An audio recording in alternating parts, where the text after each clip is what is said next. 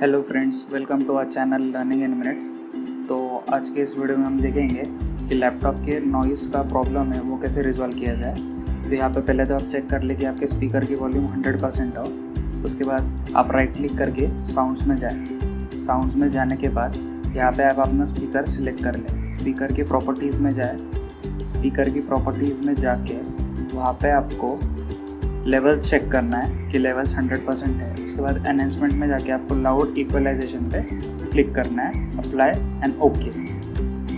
उसके बाद स्पीकर का जो मैन्युफैक्चरर है आपको उसके एप्लीकेशन में जाना है। मेरे केस में वो रियलटेक है, रियलटेक के स्पीकर्स हैं। तो रियलटेक के एप्लीकेशन में जाके वहाँ पे आपको मेन वॉल्यूम को 100% करना है। अगर ये मेन वॉल्यूम 100% से कम हो और अगर आपका स्पीकर 100% पे हो फिर भी आपको वॉल्यूम कम सुनाई दे।